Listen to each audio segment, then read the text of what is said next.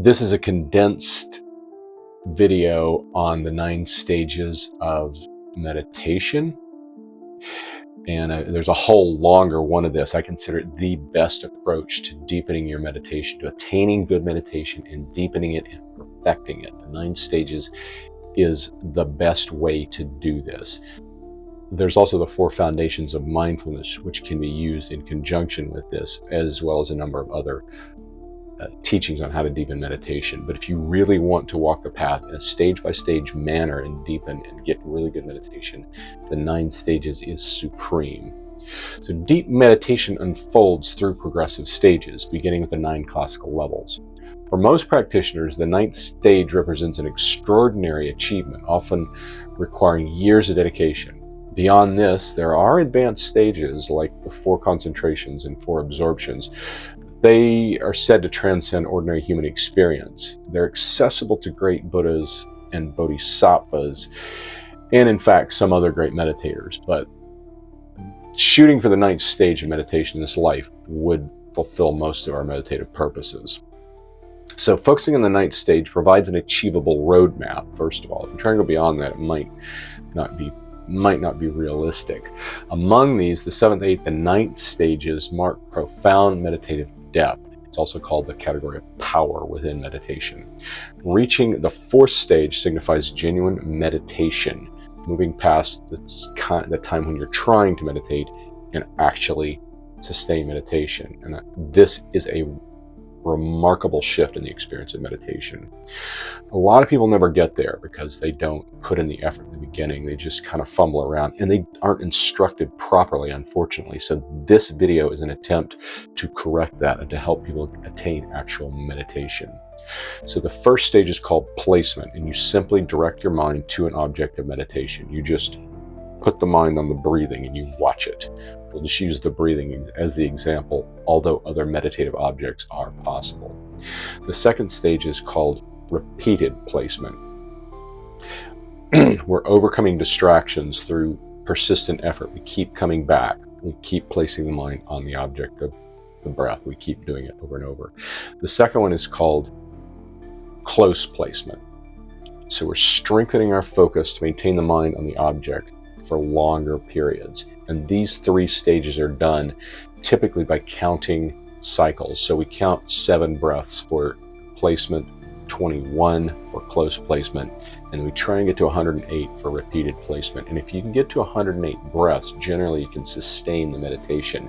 And that is genuine meditation. And it should have a different feeling, quality of wanting to go into the meditation, overcoming a large measure of the resistance.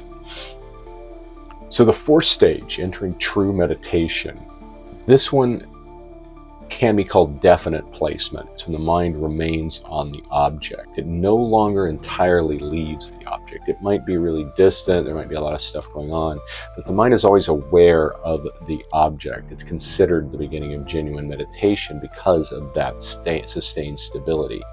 Distractions will still arise and the focus can still be a little looser than we like. But if we keep the counting up at the early stages of the 4th stage, then we will get to where it's much easier to maintain that, and then we can drop the counting altogether. That is a definite landmark in your journey. So stages 5 to 7, the obstacles are different. In the first 3 stages, the obstacle is laziness, getting there and then forgetting the instructions. We need to get to the cushion and we need to put our mindfulness on the object, and we need to keep refreshing our mindfulness. At this point, we're actually meditating. Lack of mindfulness and forgetting the instructions is not the problem. Stage 5, the problem is going to be dullness and agitation. So there's coarse and subtle versions of these. So you have 4 different things. We'll start with coarse dullness. The mind becomes heavy and sluggish, and it can fall asleep. Then coarse agitation tends to come after that or somewhat before that. It can be either way. That's fascination with the objects or proliferating thoughts, which scatters the focus. Generally something's going on. We don't forget the object, but there's a lot happening in our lives and so forth. So we're not moving into the object. So there's a flip from the coarse versions to the subtle versions. And the subtle agitation, we tend to put too much energy into the meditation. It's the agitation is not external to the meditation, it's internal to it, if this makes sense. I hope I'm expressing it properly. So what happens is the meditation tends to get too strong and we're not able to diffuse the intensity of the energy, and it tends to destabilize the concentration over time. In subtle dullness, the focus persists, the mind loses the vividness, the perkiness, and the effervescence and the vitality of the meditation. This feels like good meditation because we're settling, we're really calm, we're deep, we're steady, but the mind could be sharper, it could be more clear and focused, and that subtle dullness will slowly over time degrade the meditation, and eventually it might terminate in sleep, but it's going to be much harder to make progress without a little bit of a tighter focus, a little bit more bubbliness. So one of the counters to dullness of both types is to visualize light or focus on a more energetic object. Put the focus above the crown and visualize a light there, or stand up and just get the body going through some movement.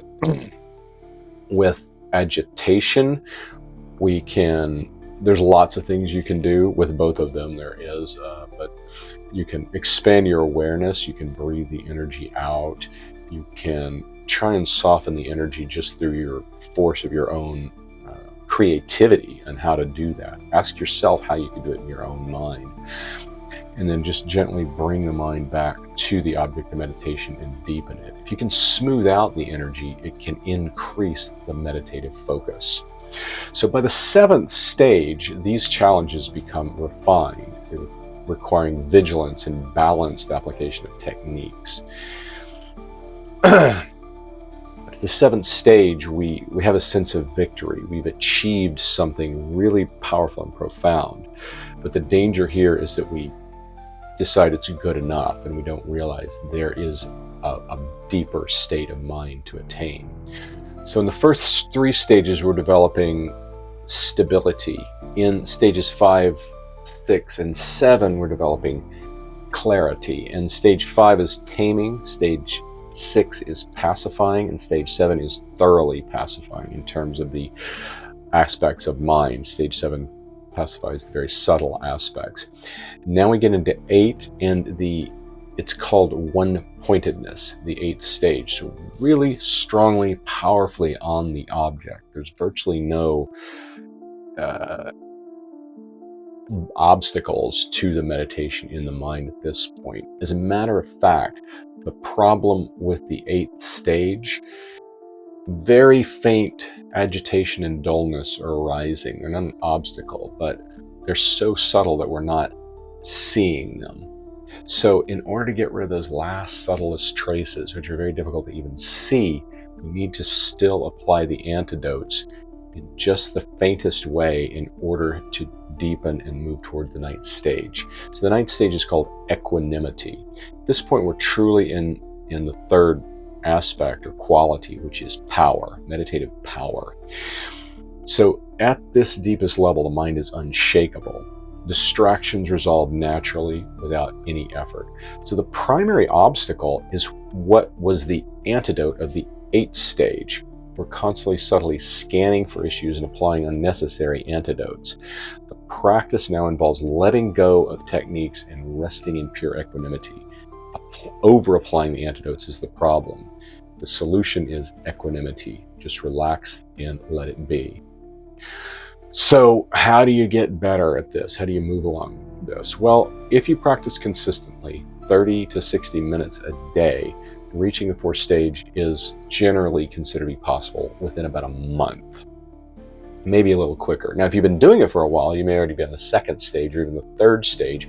Maybe you haven't heard of this, so you'll be able to go that much quicker. You'll be able to rely on the skills you've accumulated from past meditation, but you need to focus. You need to make a real dedicated effort. So sit down, tell yourself what you're going to do, and do it. I'm going to put the mind on the object of meditation and have it remain there, and then watch for it being too tight and loosen it a little bit if it's too too tight, watch for it being too loose, which is generally the problem early on, and tighten it. Mentally rehearsing, simulating the advanced stages can help overcome lower level obstacles by providing a conceptual framework for improvement. This is a very interesting thing. The other way of saying this is meditate like the Buddha, meditate like a great bodhisattva. So just how does the Buddha meditate? Well, you know that he's got this ninth stage. So understanding the ninth stage, just say, okay, I'm going to meditate in the ninth stage. My mind is going to become extremely one-pointed. It probably won't get there, but it can jump over stages by simply doing that. And the last one is commitment. So deeper stages are going to demand a lot of increased dedication, with higher stages requiring hours of daily practice over months or even years. The other thing you can do is go into retreat and practice 8 or 9 hours a day. You can attain the 7th, 8th, and probably even the 9th stage within 6 weeks to 2 or 3 months.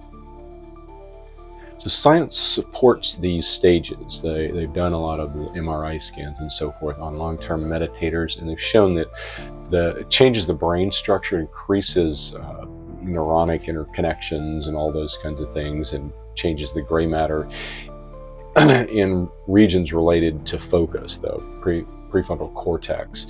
It actually increases the brain's areas that deal with emotional regulation and introspection. And this is exactly what they're saying in meditation. So this mirrors the profound mental clarity that's described in these stages. In other words, when you get good at meditation, it's easy to stay good at meditation. So deep meditation is a journey of patience and perseverance. You have to do the work. By understanding and working through these stages, practitioners can experience real transformative depth from genuine meditation and deepening that meditation. Even incremental progress getting to the 4th stage can yield some very profound insights, and it'll offer a lot of clarity and equanimity, balance, emotional stability, wisdom and compassion into your everyday life. So if you're ready to get started, then the next video is called How to Start a Meditation Practice. It's right here. And if you have anxiety or know someone who does, then I've got a free meditation for anxiety program that's linked in the description. Right now we're looking for beta testers, so check it out.